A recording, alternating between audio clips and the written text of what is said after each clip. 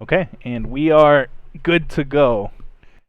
Welcome everyone to our NorCal Gooners #1 first podcast dedicated to the greatest team the world has ever seen, Arsenal FC.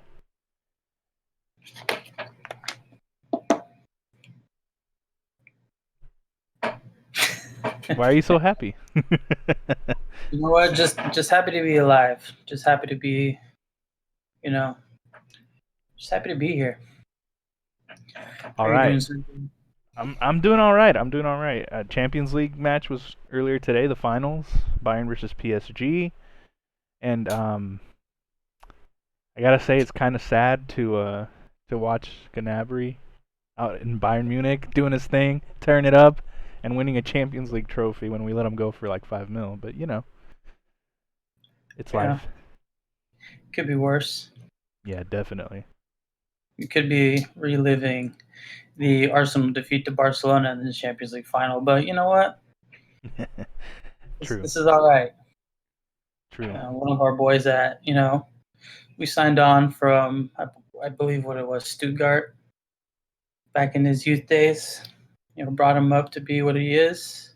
Maybe not to be what he is, but just we saw the potential in him, and now he's off to bigger and better things, winning Champions League finals. Yep, won the Champions Arsenal. League, and um, I'm pretty sure he'll be a regular for the German national team with the way he's been tearing it up. Chef I believe Gnabry showing up, cooking up stuff. All of the games I've seen him play, he's just been tearing it up, man.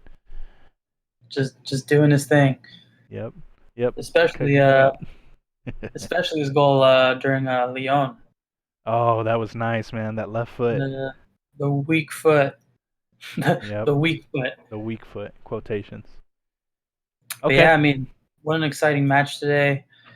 I personally saw this outcome with Bayern, just how dominant they've been in just this European competition season alone. I mean, they went on to beat some pretty heavy hitters this season, and rightfully the winners, in my opinion. Yeah, it's crazy. I think they had a perfect Champions League run, right? All wins. They didn't draw a game. They didn't lose a game. Just straight through. Perfect season, which is what I'm considering to be the new form of the Invincibles. If you want to go Champions League Invincibles, that's them, man. And it wasn't just unbeaten. It was all victories, which is impressive. Which is a feat within itself. I mean, it's crazy. Yep. Okay, so why don't you start off telling us why you're a Gooner? What inspired you to be a Gooner? Well, in my earlier days, I guess I kind of followed my brother, who was a Gooner at the very start. But I sort of curtailed a little bit and had a different path.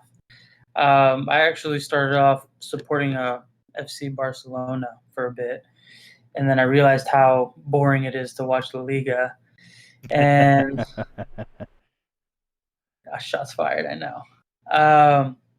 But my brother is the one that kind of helped me find that passion, and just showed me the more attractive side of just the speed and just the pure, just I guess physical side of the game, which is not that it's not lacking in the Liga, but it's just definitely not as predominant as what you see there. And that's just kind of the style that I kind of try to like emulate my own personal game for. And it just happened to be that the Gunners were the ones that my brother and his other friends actually supported. So that's how I was able to hop onto that train, and I've been watching them for decades now. Yeah. Well, I've got a similar story to that. For you, it was your brother. For me, it was actually my cousin Chewy. Oh yeah, um, it was a combination of let's say we were probably between 10 and 12 years old, and we were on vacation in Mexico. And to me at that time, Mexican football was the epitome of football. Like, oh my gosh, the Chivas, greatest team on earth, all this. And that's the team that I grew up with. That was my the team that I grew up loving. And then the team that I grew to love was Arsenal after that.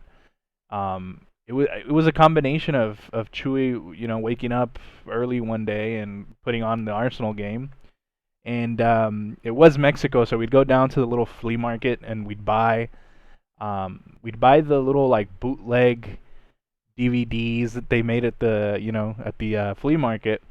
And this one was just kind of like a Thierry Henry compilation, and just watching TT Henry was just it was like revolutionary to me, right? Once I saw the level of football in England, I was blown away, and I think I got to thank Chewy for my love for Arsenal. That's awesome. I mean, it. I think for me as well, Chewy he also kind of helped me to appreciate that as well. Just having other friends that had a common team that we can support. Like it's at least here it's pretty stacked on the Arsenal side of things. You have the rogue Chelsea fan. Yeah, You have the Bayern fans. You just have the Manchester United fans, yeah. especially. It's funny. We went to go watch the FA Cup final. My wife and I, we dropped my mother-in-law off in San Francisco, and we went to Chewy's backyard and hung out with Chewy and Fern. And there was the random Justin. He was the one who was the Chelsea fan. He was there He's the watching it. Chelsea fan. That's. I didn't want to call him out so soon, but Justin, the Chelsea fan. Sorry, man. Had to do it. had to do it. They did it to us last year at the Europa League final, and we decided to give them a little bit Yep. of their own Yep. medicine. Yep. And there'll be plenty of Chelsea talk a little bit further into the podcast as well. Um, so having talked about that, why don't we move on to our first topic? Um, I put it down as the first topic: the Arsenal women. They played the Champions League quarterfinal against PSG. I was busy. I've been in the middle of this like phone service headache for the last few days, and I only got to catch about like 5 minutes into the second half. I started watching it. Um, that second half, from everything I saw, it was PSG's game, man. They were just dominating at that point. Arsenal looked winded, um, and that's just kind of the way it played out for them in the second half. And I looked back at the stats and stuff, and it didn't look like that was the entire game. Like possession was Arsenal 45%, PSG 55, corners 6 Arsenal corners, 8 PSG corners. Arsenal had 4 shots, 2 on target. This is the big discrepancy here. PSG 17 shots, but only 6 on target. So again, they had more shots, but it's not like the stats say that the game was so one-sided. Hmm. But I mean, just from what like I was like looking at, because I unfortunately didn't have the opportunity to watch the game, but apparently just the Paris side, they're just very physical and just very dominant in regards Agreed. to Agreed. their opponent Arsenal. I mean, we still had a couple of players that were out in the sense of just like Jordan Nobbs, who's through and through Arsenal. I think she was thrown on in like the minute 75, and I mean, it's just from only having 15 minutes to try to impact the game. I mean, it's you're asking for. I feel like you're asking for a very tall order, Yeah. especially considering that the women's season was suspended or terminated actually, and to come back after just all the coronavirus pandemic stuff that's been going on. It's you're coming back, and it's been over 150 days that since played your last competitive match, and I don't know. I think that's where the energy levels were a lot lower for our women's side to try to compete with just such a dominant PSG side. Yeah. If PSG plays the way they played against Arsenal, the way they just dominated that second half, then I think you're looking at the next Champions League champions there. So Absolutely. we had looks like in the 15th, Marie Antoinette Katoto, French striker. She scores the first goal. Crazy volley from a corner kick. She just blasts it right into the bottom corner. Arsenal keeper couldn't do much about it. Arsenal equalizes in the 39th. Beth Mead, left winger. She has a good play. It's a pass from Kim Little from outside the box. She's actually got her back to goal. Mead turns, puts it on the left foot, and then she just bends it around the keeper. So that was a really nice shot. Good goal to equalize. But again, the next goal comes in the second half. PSG totally dominant. Katoto wins the ball out in the on the right flank. She runs towards goal and just puts in a low cross. That's when you have what's her name, Signe Brun. Mm-hmm. She beats center back Leah Williamson. She just taps it in, man. And that was it. That was game. Arsenal knocked out in the quarters. Um, so PSG has another team progressing pretty well into the Champions League. Yeah, definitely. I mean, it seems to be that they have a good football structure to be successful, and it's definitely we saw it on display today with the men's going up in the Champions League final, and it looks like now the women's have progressed to a very very far stage in their respective European competition as well. Yep. Yep. So credit due to their program that they have going on over there in Paris. Yeah.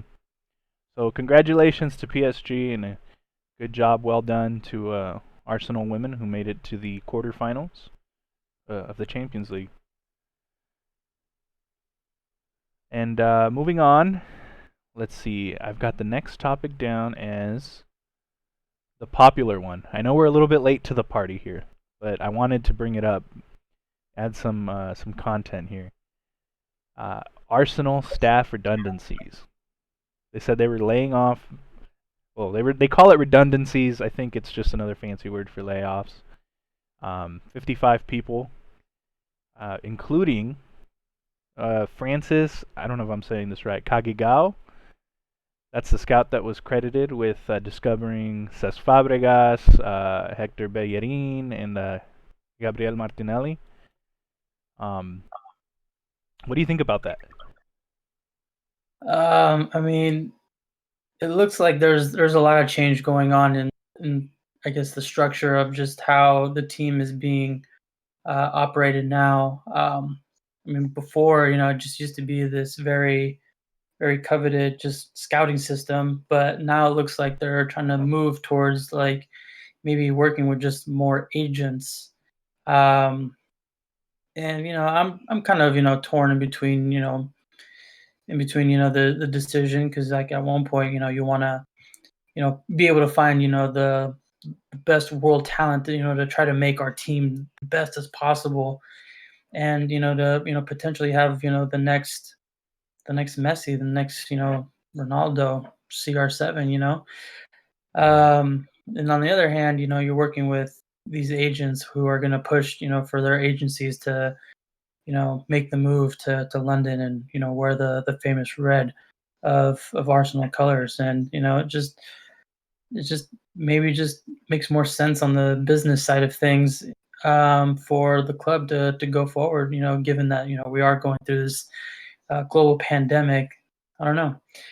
Maybe just offers a little bit more resources for the club to make all these new signings, pay the players that we need to play, like with Pierre. Hopefully we can give him an extended contract that he ultimately deserves, but only time will tell. Yeah, yeah. It's evident that the structure is changing. I mean, we'll talk about this a little bit later. I guess we can talk about it now. Um, there's some restructuring going on, and then you hear a little bit about an investigation internally about how we ended up paying so much for Nicola Pepe. And you got to wonder, is that internal investigation one of the reasons that Raul Sanlehi? Sorry if I'm messing that up, but Raul Sanlehi, why he left. So he leaves as head of football. Vinay, another person whose name I'm just going to butcher, Vinay Venkatesham, I guess is how you say it. Anyway, he is now head of football. And you have to wonder if the redundancies are truly as because they're fiscally impacted by everything going on in the world, or if the structure is actually, or if it's just because the structure is changing. Now the only big scouting name that I read was Francis Kagigao. We don't know the details of who else went into these redundancies. Is it the guy who mows the lawn? Is it the guy who mans the bar? The guy who takes a payment at the store? We don't know. So certainly those guys' jobs are all impacted by all of this, and you have to wonder. Arsenal players, they took a pay cut. I believe it was 12%. It went to 7.5%, I think, after they won the FA Cup. And the players took that pay cut specifically because of the pandemic and everything that was going on, to avoid the situation, to make sure people didn't get laid off. And somehow here we are with 55 people losing their jobs. Yeah, it's just crazy to see. At least I would have never imagined, that being the case, just shortly after our success of, winning the FA Cup this season. But at least, I don't know, I would only hope that this is in the you know, best case for, the club going forward. At least they quoted, Vinay saying that they had to make these cutbacks, to maintain investment in the team. So kind of going back onto like what I was saying is like, hopefully now that, that monetary, resources are there, hopefully we can then, offer it to the players that we're going to need, in order to be successful, that are going to be a part of, Arteta's plan going forward. So that way, we can try to build, a team that can compete, at least for the top four spots is what, I'm kind of guessing that we're aiming toward right now. Yeah. Here's another thing that happened with all of this. My boy, Mesut Ozil. Mesut Ozil caught some heat. He's one of the only players. I don't know if he was the only one, but his name is the biggest because anything revolving around Mesut Ozil makes the headlines. He refused the cuts. He said that there was no clear plan on how they were going to spend that money, and he wasn't willing to make those cuts if he didn't get any more details. So it begs the question. He didn't agree to the cut, and they still ended up laying people off. Does that mean Mesut Ozil was right? Was he right to question it? Because I know he caught a lot of heat. People are saying our highest earner, £350,000 a week, and he's one of the only ones, or maybe the only one, to refuse the pay cut. Was he right? He said there's not enough information. I'm not going to take that pay cut, and here we are with 55 people losing their jobs. Yeah, absolutely. I mean, it is unfortunate, just with just football in general.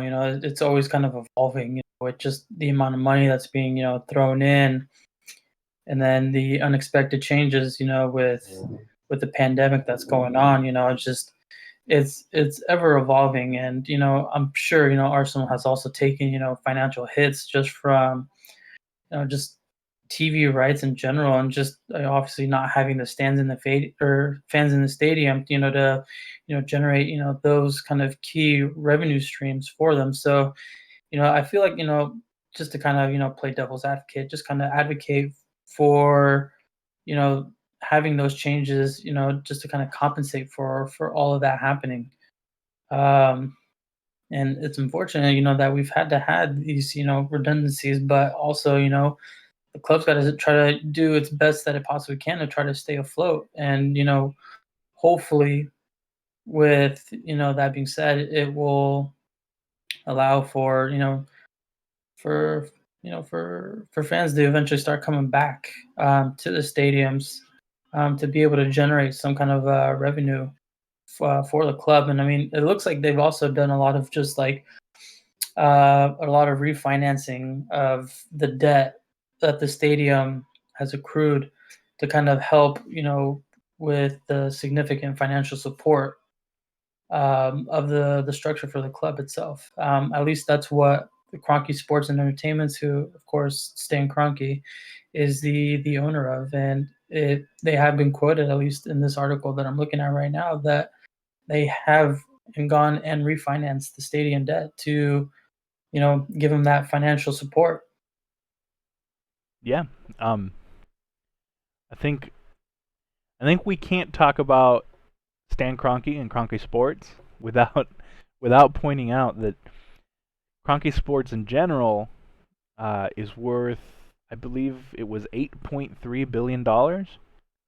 Hmm. Um, I mean, if your sports group is worth 8.3 million, how do you justify firing, letting go of 55 people? It's you know, I understand Kroenke wants this to be a self-sustaining club, as we keep hearing, but these aren't regular conditions. You would imagine that that the group would do something to financially back the club. And I mean, going back to even before all this happened, I remember we went to the game, Arsenal versus Bayern in Los Angeles, International Champions Cup 2019. And Hmm. even then, we're walking around, and you see the signs. You see people, Kroenke, we care to you, or hashtag, Kroenke out. Um, People just wanting a sign that Kroenke cares about the team, and it's not just a sports investment for him. Hmm. Absolutely, but I'm pretty sure he's a little bit more concerned about his sports teams that he owns over here in the states.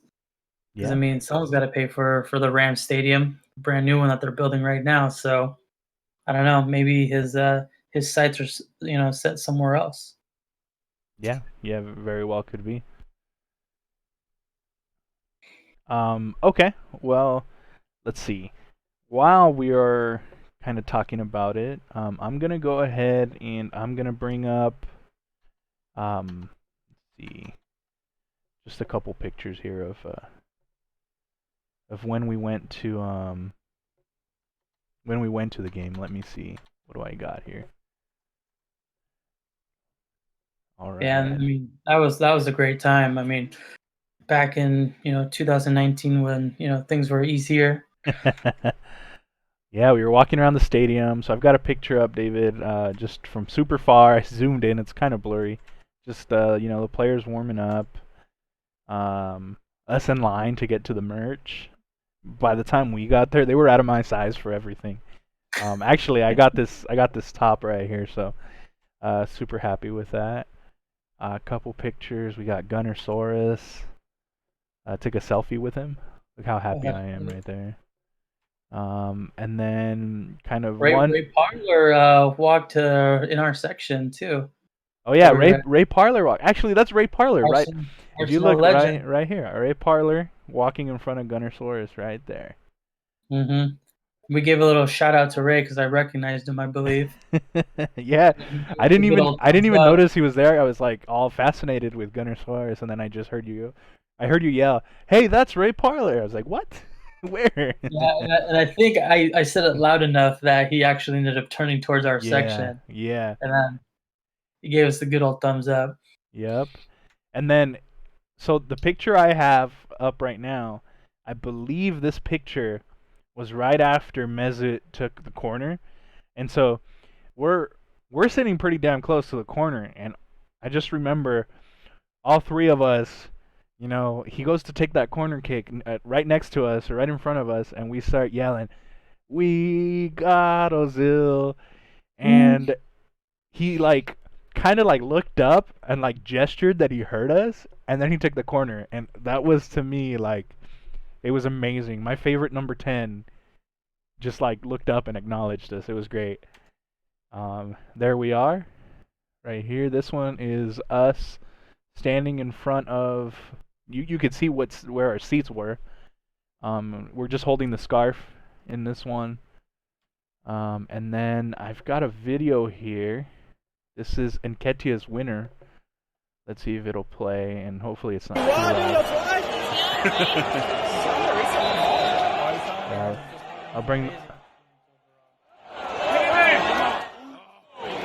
I'm bringing the audio down here. One sec. Here we go. Oh, Nketiah! Yeah, that one. What a guy, and what a goal! What a goal, man! That was the winner right there. And then one more. I got one more video. These are super blurry because they were like a copy of a copy of a copy type thing. But here we are. We love you, Arsenal! We do! We love you, Arsenal! We do! We love you, Arsenal! We do! Oh, Arsenal, we love you! We love you, Arsenal! We do! Yeah, so this was your first time watching the boys. Yeah, that was my first time watching Arsenal live. And here I have a screenshot of your Instagram story of that day. We're both with Gunnersaurus here, and I was taking a selfie with him, and you're taking a selfie of me taking a selfie with him. It's great. You got to, man. It's just good times, man. Yeah, it was great. Times, vibes. We were just there to support the boys. Yeah. So you guys, it was your first time. You and your brother Jerry and your wife all together. It was pretty special. Yeah, it was great. And on that topic, that was my first time. What was your first time? My first time actually, man, I think it was back in 2016 when they actually played in that very same stadium against Chivas. Oh, that's Your right. favorite Yeah, my favorite Mexican Mexican team against my club. favorite English team. Yep. I had seen him during that game where I saw Oxlade-Chamberlain do the Ronaldo chop and then just slots it in the bottom corner, and it was just Man. absolute magic. I Oh, believe Arsenal won 3-1 that day as well, so it felt yeah. good. It felt good to watch our boys. Yeah, definitely. And then Um, besides that, England. You traveled to England. You watched them a couple times. I Who- did. What games did you attend? I got to watch 3 of them actually while I was there back in 2018. The first one that I ever saw at the Emirates was the now famous victory over Tottenham, where we beat them 4-2 at the North London Derby, and Nice. it'll just forever be in my memory. Just the whole preparation, leading up to the game, going to a few pubs, just seeing the stadium for the very first time after, just, seeing it on television just for years on end and just actually being there is just, it's a different feeling. It felt like, just like, walking in and seeing like the 16th chapel. Like it's just, the history of, all of this. And it really is a modern piece of art. Yeah. And, following that game, just a few days after, I believe me and my friend Dario that, I was traveling with during this time, we took a train up to Manchester where they were going to play Manchester United at Old Trafford. So I was able to cross off that particular stadium off the bucket list of just iconic stadiums to go watch a match at. Yeah.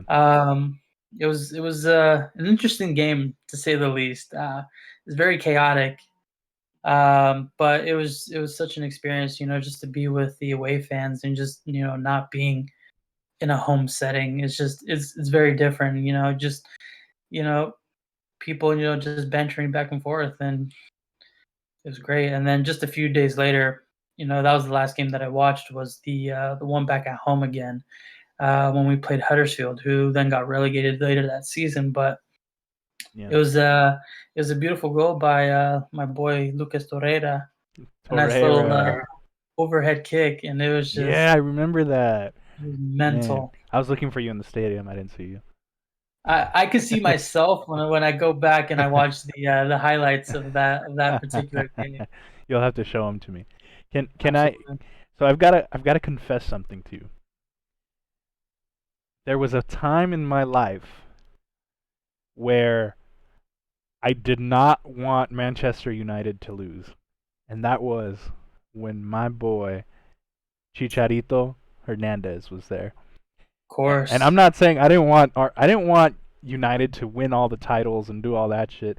I just wanted Manchester United, or I just wanted Javier Hernandez, Chicharito, to come out and just score a ton of goals. But at the same time, I didn't want them to do better than Arsenal. So it was like a really weird time for me. But always a Gooner through and through. I just wanted Absolutely. Chicharito to succeed. And you know what? I kind of feel the same way now. You've got Raul Jimenez, the Mexican. He's Yeah. out for Wolves, so it's it's not as conflicting because Wolves is kind of like an underdog team. It's not the giant that is, Manchester United. But still, it's like I watch him pair up with Adama Traore, and I'm like, I get excited, because It's he's out there it's representing Mexico, and he's tearing it up. Absolutely. And I will never forget, like, one of the first goals, if not the first goal he ever scored. Um, I believe it may have been against Chelsea, if I remember correctly, but he somehow managed to fall forward when a ball was squared to him, and he kicked it off of his face and ricocheted in. Yeah, that was Hernandez. Yep, I think it was his first. I think it was his first match. It was against Chelsea, and it was. I want to say it was a silverware game. It might have been like a Community Shield or something like It might that. have been a Community Shield. Yeah, Yeah, yeah, and he was just fresh from Mexico, and that's right. It hits off his leg and it hits his face, and it goes in. It was great. goes in. I was just absolutely stunned to see that actually went in and didn't go anywhere else but towards the net. Yep, yep, But it's a beautiful thing, to see these Mexican players, as we are both Mexican.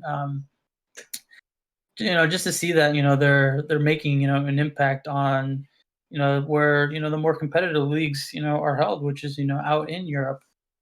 yep, Um, it's good to see. So that way, and at least hopefully our national team will hopefully reflect a similar kind of success, hopefully on yep, the global stage.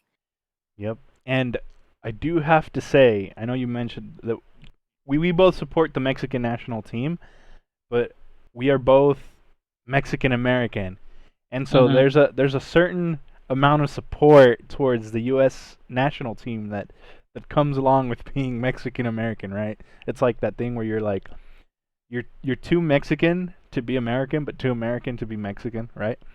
Well, Yep. you've got at a direct rival at Chelsea, you have Christian Pulisic, who is tearing it up.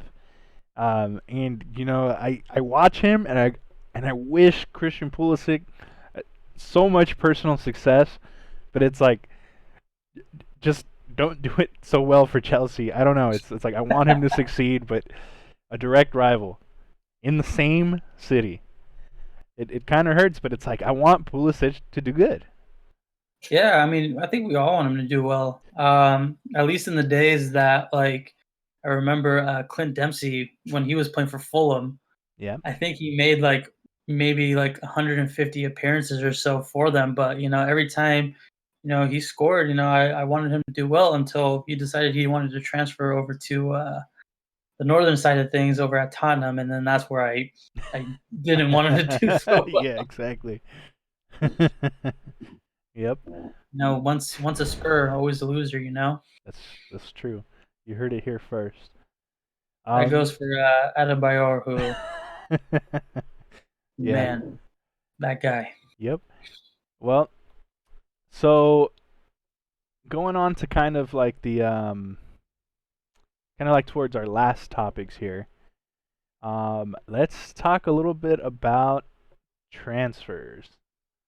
Now we've got already completed Willian from Chelsea, the most recent player to cross that divide. In recent years, you had Petr Cech, David Luiz, and now Willian coming over, kind of prompting the jokes about Arsenal being Chelsea's retirement home. But personally, I think Willian still has a lot to offer. What do you think? Absolutely. I mean, he just turned 32 like a couple weeks ago, so you know he just came off one of his best seasons as well for Chelsea, and the goals and assist department. So if he can try to replicate that type of success over at our club, power to him. Like obviously, I now he's an Arsenal player, so I want the best for him, and I want the best for the team going forward. And I know that he will also offer competition, for Nicolas Pepe, and then we got also Martinelli coming up, so he might be able to get that Brazilian connection at least with him, to Yeah. try to give him tips and trips on like just building up a player that has that killer instinct and that winner's mentality that will hopefully blossom into something beautiful for our club. Yeah. Yeah. And when he was kind of when Arteta was talking about him, Arteta says he can play in 4 different positions, and what he means there is he can play on the left, he can play on the right, and he can play as a number 10. And I noticed something about kind of the way he plays. Pretty much every time he's coming off the wing, well, I shouldn't say pretty much every time, but a lot of the time when he's coming off the wing, he makes his runs towards center. And when he does that, he either distributes or tries to put a shot on target. And I think that if Arteta sees something in his vision, he can be a makeshift number 10. He can be kind of like how Coutinho gets deployed off into the left, but he likes to cut in and shoot with the right. Kind of like that. I think there's a lot of potential for Willian to be that type of player, or to put those through balls through for Aubameyang, for Lacazette, for Pepe. Mm-hmm. Yeah, absolutely. I mean, just kind of looking at his stats right here, I mean, it looks like he did very well. And then, I mean, maybe he was just trying to play for a move. Who knows? Yeah, yeah, yeah. Injured or at least on the bench for the FA Cup final. And then I think Frankie already knew that he was on his way out, so that's why he didn't even feature yeah, on that team. But I'll show you, some of the stats that we're looking at right now. okay, It looks like 36 total appearances, which is really good for a player. Getting into the later stages of their career, came back and returned with 9 goals, yeah, and 7 assists, and then this is all in the Premier League right here. So, I mean, if we can have that kind of like output from a player that old, I mean, then that we're gonna be on our way to competing for like those top 4 spots. yeah, yeah, And then here's another just kind of important stat. I mean, he contributed to 23% of the goals that were scored on Chelsea's side. yeah. That's So a Chelsea side a that great now number. in the top 4 in Champions League next season. So for me, I mean that's a win on our end, and also the fact that he was a free agent, is another win as well. Yeah. Yeah, so looking forward to seeing Willian at Arsenal. Looking forward to seeing play and what he's gonna do for a club. So that's our one complete transfer so far. So what we can talk about too is this hot rumor. Supposedly, Gabriel, I believe his last name is Magalhaes. Gabriel. a center back from Lille, 22 years old. A lot of interest. I hear interest from Everton, United, Napoli. So he's a hot commodity. People are after him, and it sounds like he will be in London for a medical on Monday. Now, granted, we're all the way out here in California, so this is extremely um, reliant on information from news outlets coming out of London and stuff. But it looks like Gabriel might be on his way to Arsenal. Yeah, it does look like it's a complete deal as well. At least according to a bunch of sources. At least one of them that I was looking at was a Sky Sports pundit or journalist, should I say, is Fabrizio Romano. He's kind of been the Yep. one that I just kind of been keeping my eye on as for any kind of updates on all of these transfers that are going on in the major European nations. And he has confirmed that Gabriel will be an Arsenal player very, very soon. And we should be at least expecting an announcement anytime soon. Yep. So just waiting for that official announcement. Hopefully that comes this week. Now, the next one that we may now have some credible ground if the rumors start to heat up now. Now that Bayern Munich is out of the Champions League, or I shouldn't say out of. Now that they've won the Champions League, Mm-hmm. Philippe Coutinho, we've been linked with them all summer, all summer. He says he wants to come back to the Premier League. He would love to come back for Liverpool as his first team choice, but it doesn't look like Liverpool is interested. And so he's been off. I read that he was offered to Tottenham and Arsenal. I don't know what other teams might be in that mix.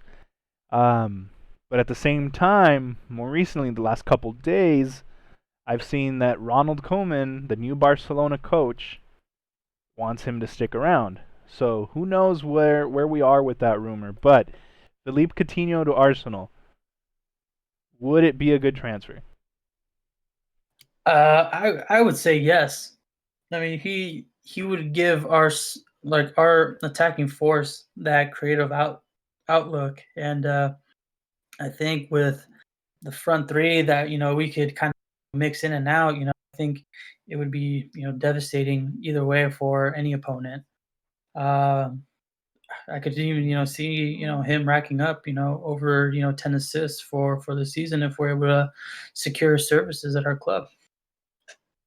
Yeah, I agree. I think Philippe Coutinho um, would give us a lot of versatility in the attack, and like I said earlier when talking about Willian, he does kind of a similar thing. He'll cut into his preferred foot from the other opposite flank, and he scores some bangers. He does. You can't let him get on his right foot. It's dangerous and it's deadly. And if he doesn't, if he's faked people out, like he's gonna take the shot and then just put beautiful through balls in as well. So he can put in that attacking pass, or he can put the ball in the back of the net from far, and that's kind of what we need, a goal-scoring midfielder. Absolutely. I mean, especially now that it looks like maybe for whatever reason, Mesut Ozil has been just completely ostracized from the team. So, I think they are looking for other players to kind of fill that role. And I think, Felipe Coutinho it would make sense for our club to do that. If we can just, get him on loan from Barcelona, where, they can also pay for some of his wages as part of the deal as well. I think that's a win on both sides. Just given the fact that he's probably on astronomical wages at Barcelona, Yeah. and the fact that Barcelona did pay a crazy amount of money for him from Liverpool as well. It's just Yep. they're probably looking just to offload him. Yeah, I think I Yeah. think I read that it was 105 million euros for Coutinho before bonuses, right? So um, I think now that he's met a certain amount of matches, they have to pay Liverpool some more. there's all these bonuses tied to amount of games played, amount of goals scored, and it sounds And like I right think now they're winning at the the 105. Champions League. What's that? And I think the whole bonus system goes into it just because he won the Champions League as well. Yeah, yeah. Okay, Which is, moving on. This one is one that I am very excited about. That I'm really excited to have been linked with. But we've got Hussein Ayor. I don't know Ayor. Creative attacking midfielder from Olympic Lyon. And I have to admit, before this season, I had no idea who he was. I was looking around at his highlight videos and stuff and scouting reports and stuff. And my guy is a baller. He tears it up. He megs people left and right. He creates plays going forward. He has a good right foot on him. He is looking like one of the players that leaves it all on the field. That he looks like he's got incredible work rate, work ethic, and that right there is exciting to me. That we are linked with him. In my opinion, we should be going for players like that. What do you think? absolutely. I mean, I think he's already got a few caps for the U21 France national team. Yep. So he's coming up through the ranks, and just like you said, I've been watching some highlight clips of him, and he honestly reminds me a lot like just of like Eden Hazard back when he was playing in his days of Lille, and that's what Chelsea saw, and that's why they decided to sign Eden Hazard, and he was an absolute sensation in the Premier League. And I feel like we could have a very similar player with Hussein, given just what I've seen, the very little that I've seen so far. Just he looks absolutely electric on the ball. He's got tricks up his He does. sleeves, and he just looks like a very gifted and just technical player as well. Yeah, and I'm excited. I hope out of all of the rumors that I've seen so far, this is one of the ones that I think should definitely be pursued. I have one other player in mind, but we'll talk about that right. Okay. Once we're He done does with look very my list. promising. Okay, once we're done with the little list I compiled here, we'll go into the free form here, and we'll talk about other players we want to see. Now, Absolutely. here's this one. This one, we were linked at the beginning of the summer saying that Arsenal was going to pay the release clause, and then his agent came out and said, no, Arsenal hasn't inquired. But Jolson Fernandez, left winger from Sporting, I believe he's 17 years old. I heard that Sporting had a 40 million release clause on him, and that was the deterring factor right there. 40 million for a 17-year-old. But publications coming out of Portugal dub him the next Cristiano Ronaldo. And a lot of times that's hyping players up, that's blowing them up, but there seems to be a lot of hype behind this kid. What do you think? Have you heard anything about these? I have not. I mean, that could also be, the club and the agent trying to get, the best deal possible for, the next Cristiano, the next Messi. Yeah. But Yeah, I feel true. like, when players get these tags, they don't end up living to that expectation that, they were sold. But I mean, not saying that, they're not, gifted players or anything, but it's just they come with, just that hype that unfortunately for a lot of these players just they don't live up to the bill, and it's unfortunate to see. And it's just these clubs that have this the money to to pay for this get suckered into just those titles, and sometimes it works out, sometimes it doesn't, but that's just the world of football that we live in. Yeah. Yep, very true. And the next and final person on my list, the one that I think would be crucial for Arsenal to pick up if possible. That's Thomas Partey, defensive mid, Atletico Madrid. He can do the defensive work. He can progress the ball. He's very athletic. He's one of those players that's hard to take off the ball. I think this is the type of player that Arsenal need to pick up. We need that spine in the midfield. That person that's gonna go and protect the back four, the guy who's not afraid to get that yellow card. He sets the tone. He dominates that space in front of the center backs. What do you think about Partey? I think he would be an incredible, inclusion in our team.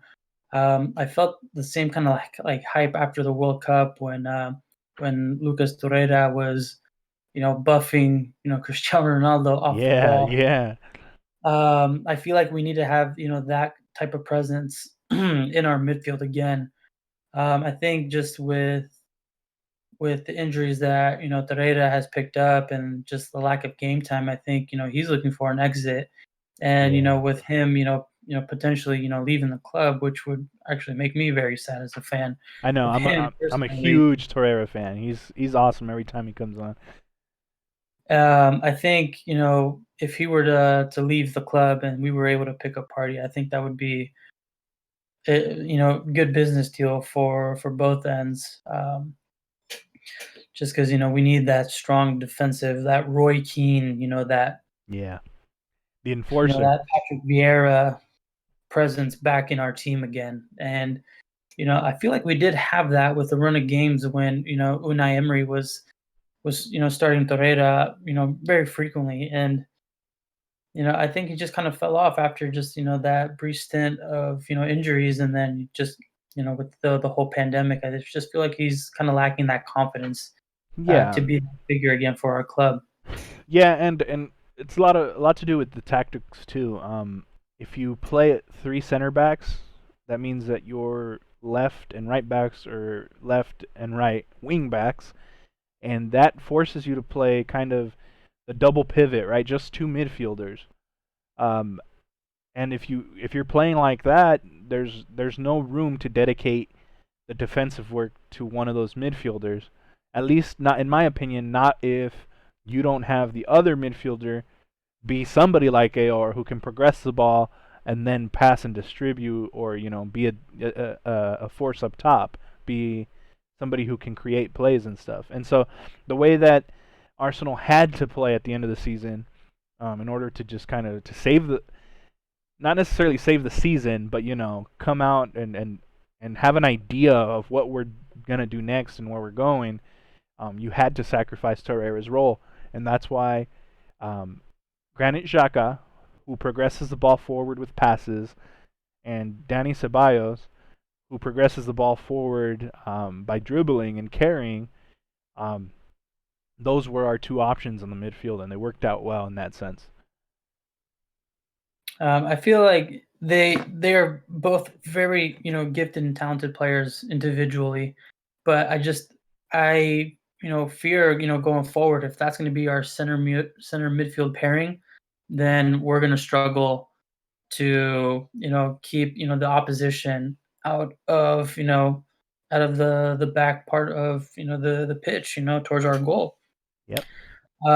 Just because Shaka, he can ping a pass. He can hit those long range mid range passes and just hit the ball on a dime.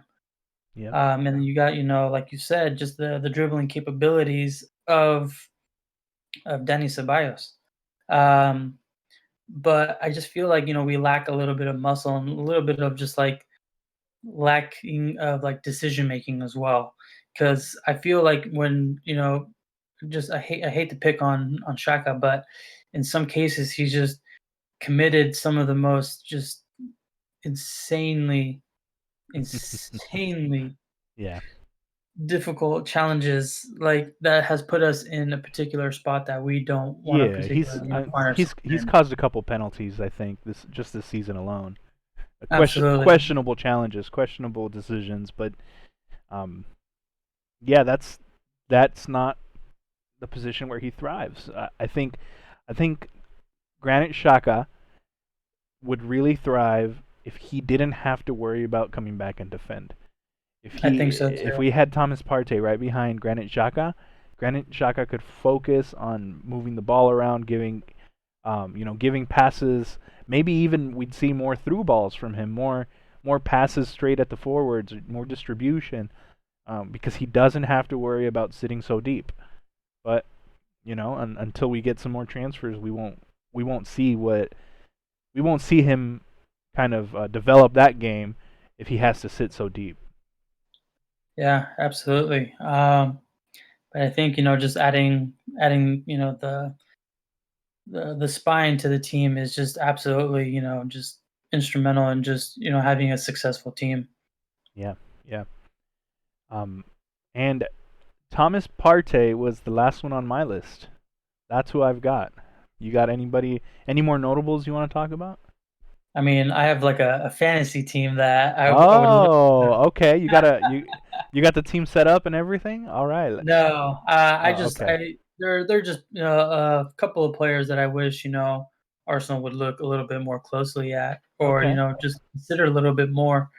Um, One of them being and I'm a big fan of his is Isco. I think Okay. what Danny offers is very similar to what Isco is.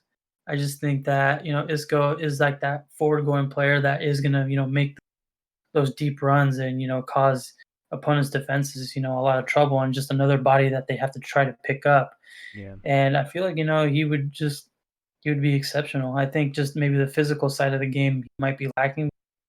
The technical part, I mean, if you can dance around players, I mean, the technical side isn't really that important. But I've been a long time admirer ever since the days of him at Real Sociedad, right before he moved to Real Madrid, where he's currently at right now. Just been a long time fan of his, and I wish we could have inquired about his services a little bit more. Yeah, I agree with you. I think Isco would be a great signing. I feel like you're right. Isco brings to the table kind of what Danny Ceballos does. He's a little bit more forward thinking, and I think he could be more. He'd give us a better creative output and attacking output, going forward.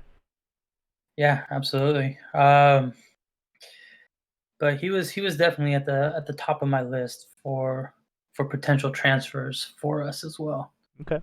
Um, yeah, I mean, if you have any, feel free to share. But if not, No, we can. I had my list, man. It's all you right now. Yeah, but as for that, I mean, I would have liked to have picked him up. And another player that I would have loved to have picked up, he just won, the biggest trophy in just, European competitions, and that was Robert Lewandowski. Lewandowski. In his Oh days man. of, playing at Borussia Dortmund, after I saw him drop 4 goals on Real Madrid, I knew Yeah. he was the real deal. Yep. And I agree. similar case to Isco. I wish we could have inquired about his services, and I knew he was going to be that deadly threat that we desperately lacked, especially Yeah. after the departure of Robert van Persie. Like he was our go-to guy, and then I think like around the same time is when he actually ended up moving to Bayern as well.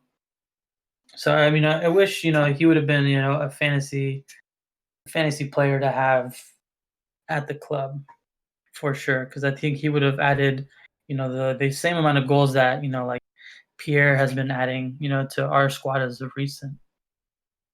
Yeah, he could have been an answer earlier, kind of when we were, um, I want to say, just kind of struggling. Not really struggling. You got to give Giroud props for what he accomplished with the team he accomplished. But Absolutely. if we had Lewandowski, earlier, if we had been able to snatch him up instead of Bayern, um, I think we would have had a successful couple of years. And then who knows? If you had a striker like that, maybe Alexis Sanchez doesn't get frustrated with the club. Maybe he sticks around. Maybe you attract other players. And that's the kind of thing players want to see. And that was one of the big rumors with Pierre-Emerick Aubameyang. He wanted commitment from the club that there was going to be signings, and that's one of his rumors. That was one of his conditions. Um, I agree. I think instead of us bidding 40,000,001 pounds Luis for Luis Suarez. Suarez, you could have pursued somebody like Lewandowski. Absolutely, and I think he would have been a sensation at our club and in the league as well. So it's just one of those ones that we unfortunately missed out on. Yep, definitely. But I mean, speaking of just transfers, I'd like to just kind of wrap things up with just the potential departures of our club. Now that we've hit on the topic of just Yeah. what we've been hearing in these past couple of weeks. Yep. And I'd like to hit on just some of the players that I would unfortunately not like to see leave, but have been on the chopping block, as they like to put in these articles. Yeah. But Rob Holding is at the top of the list as for players I would not like to see depart the club. Since we got him from Bolton, just back a few years back, just he's lived up at least to the potential that I've seen for him, to be just that rock in the back. He's still very young, and after I saw him tussling with Diego Costa in the FA Cup final when we beat Chelsea, that's when I knew that he had the winner's mentality, and he could have been just the rock in the back that we need. Yeah, I mean, I agree with you. I think if we can hold on to Rob Holding, I think we should. I think we absolutely should. Because you look at the state of the center backs right now, and you've got David Luiz, and you've got Papastopoulos, who are the old guys, and then you've got like Callum Chambers and Rob Holding, who are kind of like in that transition. And then you got the two young guys, or you got the young guy who just comes in. You got William Saliba, who's what, 19? And potentially you've got Gabriel coming in, who's 22. Oh, I'm not sure how old Mustafi is. Maybe is he like 27, 28-ish? 30? He might be a little bit older. I don't know. Yeah. I don't remember how old Mustafi is, but I think if you can hold on to a player like Rob Holding, I think he's that transition piece. I think these old guys leave, and now you've got Rob Holding with a little bit more experience, and he's right next to William Saliba or Gabriel, and I think there's a lot of room for him to be successful. And I don't remember exactly who mentioned this, but there was talk, when he signs for Arsenal, they're saying Arsenal hasn't had a player, an English player that really represents, the English team in a long time. And that was the hope for Rob Holding, that he was going to be the center back who comes in, he becomes one of the best center backs, and he's going to be England's center back, and it just hasn't happened for him, with injuries and stuff. But I think there's a lot of potential there for Rob Holding still. And you're right, you mentioned that tussle with Diego Costa.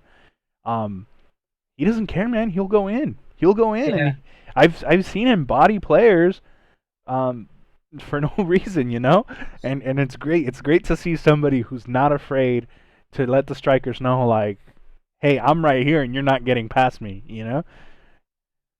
Yeah, those are the type of players that I want on my club, Yep. Just the ones that are willing, to fight for the badge. Exactly. Just because I think, at least, him being English, I think he understands, the culture, and what it takes, to be successful at, the very top level, in the English game. And I think he very well understands that. And so for me, it would be, devastating for us to lose, his services, and to see him, possibly, flourish at a different club, somewhere in England. So for me, he would be at the very top. He's our Bobby. He could be, our Tony Adams, of today. I know that's a very bold claim, but yeah, he could be that player for us. Yeah, I agree. I see the potential. Just for the record, he's 24 years old and he's 6'2". Yeah. He's a beast, man. And he's hopefully another decade. Yeah, exactly. A player that I've seen a lot of rumors linking him with a move away, that I would absolutely be devastated to see go. Ainsley Maitland-Niles. And you hear about him. You hear even that Tottenham is interested. And that, I don't know if that just makes it even worse, but to me it's that like, makes it even worse. You cannot let him go to Tottenham. You can't let him leave, period. If he leaves to Tottenham, it's just a sign that our transfer culture isn't where we want it to be, even still. And Ainsley Maitland-Niles provides so much depth. He can play a center defensive mid role, or he can play on the left or right as a winger or a wing back, and he's versatility. If let's say I know you've got Cedric Suarez now, but let's say you've got Hector Bellerin, who unfortunately is injury prone. If he goes out, you've got Cedric Suarez, and that's it, man. What other right backs do Arsenal have? Well, you've got Ainsley Maitland-Niles, and he can play there. The same thing, and you'll see it from the FA Cup. When you play that center back trio, and you've got Tierney, who's normally a left back, playing as the left center back, you can play Ainsley Maitland-Niles as the wing back to go forward and help press, and he just does what he does well. He can play anywhere, and to me, that is not a player we should be letting go. No, definitely not. He just, like you said, he adds a lot of versatility to our squad. Given that he can play in all these different positions, and I mean, it would kill me to see him, go to the rival right next door and him do well. But if he wants to, move to a different club, I'm all. Especially considering that he wants to break out into the England squad, and I'm pretty sure every international player wants that kind of the same dream. Yeah, everybody wants to play for their country. It's true. Absolutely, and it would be such a great honor. It's one of the reasons that supposedly, Dani Ceballos changed his mind at the beginning of the season. He's saying, "Hey, I'm a Madrid player. I'm gonna play for Madrid." And they're saying that, at least the rumor was, he changed his mind and he said, "I want to stay at Arsenal because Arteta's got me playing as a starter. I can really showcase my skills, and they don't even want me at Real Madrid." And I would love for Ceballos to extend his loan deal, or if we bought him outright. But you're right. That's why players want to leave their clubs, and I wouldn't fault Ainsley Maitland-Niles for looking for an opportunity to showcase his skills and try to make that England team. Absolutely. I mean, he's even made, just in like the first couple of matches that he started, he made, or he was, the difference in our side as well. Yeah. And even towards like the later stages of our season, he was that midfield presence. He was, still getting stuck in, but he was also, creating just those opportunities for our guys to have some goal scoring opportunities. Yep, exactly. But apparently he's also been linked with Wolves as well, and I would rather see that than him move just down the road. Yeah, I agree with that 100%. But I mean that would be good business, and that will hopefully give us those transfer funds to seek out the players that are going to strengthen our squad as well. Yep. So hopefully we can if he does go, we can reinvest hopefully in someone that's going to make our team even better. Yep. Okay, David, we are now going on an hour and 10 minutes, so let's kind of do a little speed round on players that I'm going to name them, and I just kind of want you to say if you think they should stay or they should go. All right? Okay. Matteo Guendouzi. He's got to go. He's got to go. Attitude problems that we've been hearing about. Just I don't need just petulant children on our team. We need men. Yeah, and unfortunately he's a talent, but the fact that there's reports that he was given multiple chances to kind of make things right and he refused to, I don't. You're right. I don't want that immaturity at the club.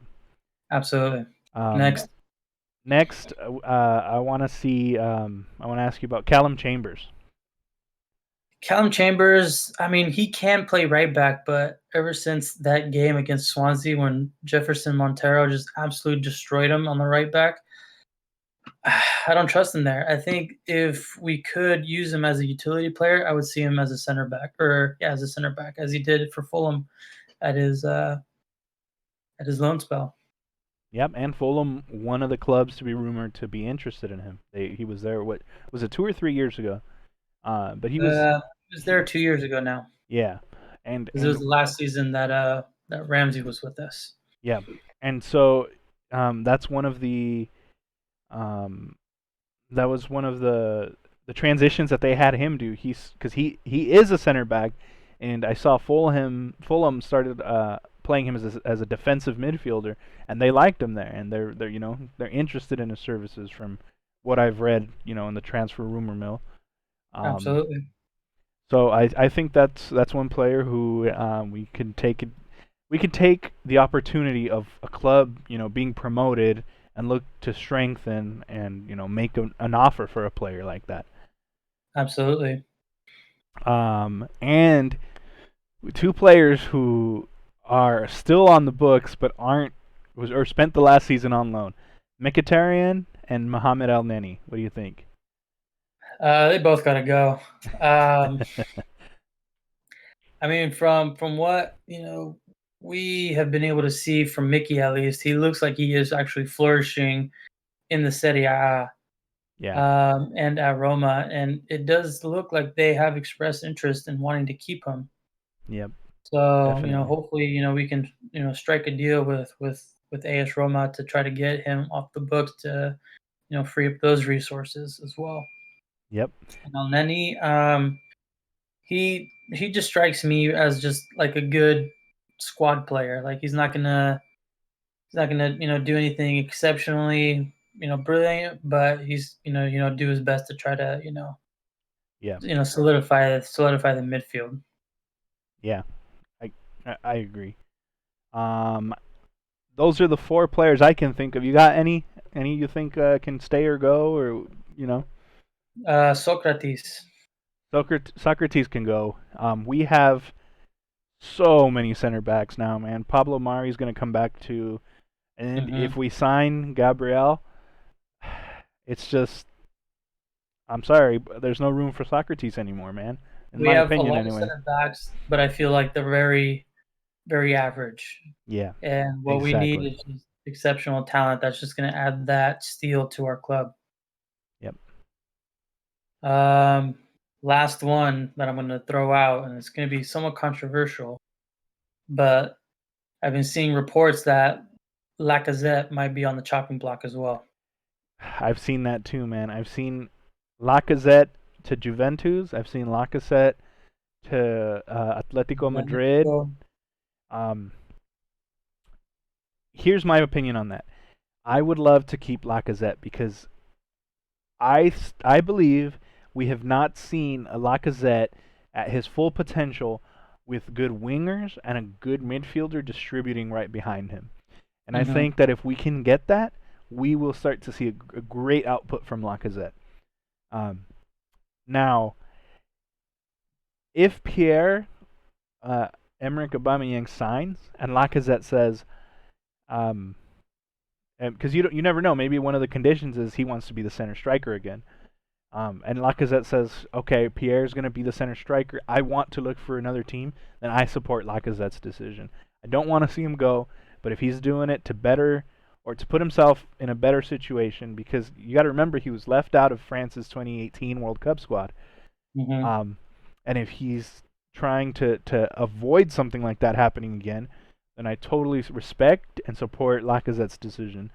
But I would hate to see him go. Me too. I mean, I sense that he does, obviously love his club, especially after the goal celebration. When I was there to watch him score that very fortunate goal against Tottenham. Yeah. Just the amount of just energy and just passion that he was projecting onto all of the fans during his goal celebration. Like I know that he wants to stay, and I know that he loves his club. So I mean, if he wants to stay, great. But if he wants to seek regular time on the pitch, then I also support that as well. But he's been great. He's been a great signing ever since we've acquired his services from Lyon. Yeah.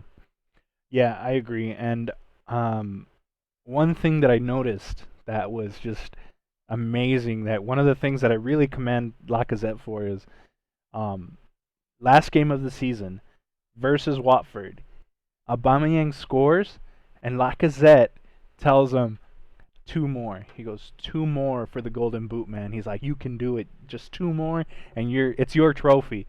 And that to me was so inspiring. He's with Aubameyang. That's his bro. He wants the best for his teammates. So I have a lot of respect for Lacazette. Absolutely. But yeah, I mean, just he's the one I don't want to let go. Yeah, exactly. Now, I want to end this with a hypothetical team, including possible transfers. Okay? So, my hypothetical team that I would love to see for the next season would be Arsenal playing in a 4-3-3 with Hector Bellerin on the right, William Saliba, and Gabriel center backs, left back Kieran Tierney, Thomas Partey playing in front of the center backs. I'm gonna say Granit Xhaka as the passer in the midfield, playing right in. The 4-3-3 is with the deep line, that defensive midfield. So you've got two kind of going forward mids. So Granit Xhaka, Houssem Aouar, or I don't know how you say his last name, but Houssem as the kind of like driving force going forward. Aubameyang on the left, Pepe on the right, and Lacazette as a striker. If it ain't broke, don't fix it, man. I feel like those top three have the potential to just tear it up still. And yeah, I mean, I still feel the same way about Willian, just being like that squad player. Yeah, and here's it may be controversial, but here's what I'm gonna say. I think Emiliano Martinez has earned the right to start the beginning of the season as the number one. That's what I think. He did phenomenal. Even against Watford, that last game of the season, I think Welbeck gets that flick, like that back flick or a heel or something, and back heel, and Martinez meets it. Man, that was insane. I was so hyped. As somebody who loves watching goalkeeping, that was insane to me. And I think his performances earn him the right to start the beginning of the season as the number one. I mean, and that'll also, give, that extra bit of time for Bernd Leno to get back to full fitness as well. So Yep. I see it as a win-win, just give Emiliano just, that little bit better of a contract and just have, Bernd Leno be our number two for the time being. Yep. And I chose my words carefully. I said he's earned the right to start the beginning of the season because I think if he can keep up that form, then he definitely deserves to be in goal. But Leno was also phenomenal most of the season. He was runner-up for Player of the Season at Arsenal too, and now we're in a situation where we've got two just fantastic goalkeepers, and either one could play. So that's why I said start the beginning of the season. It's kind of like, I don't know if you paid attention, but Marco Verratti today came in the second half in the Champions League final. He was coming off of injury, and that's kind of what you do, right? You sub players in as they're coming back from injury, and you give them 15 minutes, then you give them a half, then you give them a little bit more, the full game, and you kind of work them into the game that way. And who's to say you can't really you can't do that with goalkeepers, right? Maybe you give you start Martinez, and then when Bernd Leno feels like he's ready to come back, Bernd Leno plays the League Cup or the FA Cup, tests where he's at, and then you move him forward. Maybe he's alternating with Martinez for Europa League and the league. So, I think we're blessed with two badass keepers. I think that would be a very good rotation. Since trying to keep all of our keepers, happy with giving them the proper game time that they've worked so hard for. And I mean, I wouldn't even mind seeing Matt Macy out on the pitch from time to time. Yep. Exactly. Like if we give him like the Carabao Cup or something like that, like that would be I'm pretty sure just to boost his confidence. And who knows, we might be sitting on another diamond in the rough for our goalkeepers. Yeah, exactly. And do you have a squad you want to see? You got anything else you want to add at the end here? I think mine almost pretty much mimic yours. I mean, I would probably maybe interchange maybe Cedric with Bellerin, just because given on form, Cedric was doing his bit and he was given that competition to Bellerin, but Yep. Unfortunately, Cedric did pick up that injury late in the season, which forced Bellerin back into the starting lineup, and he showed us what he can do versus Chelsea in the FA Cup final, making that last run that ended up leading to the goal. Yeah. So I don't know. I love the fact that there's now competition for spots. So hopefully that would only give us the best team possible going forward. Yeah, I agree. Okay, well, as of right now, we've decided we're going to do these weekly. So the next one should be next Sunday if we don't do an intermittent in the middle of the week episode. And next week we'll be talking about the result of the Community Shield, right?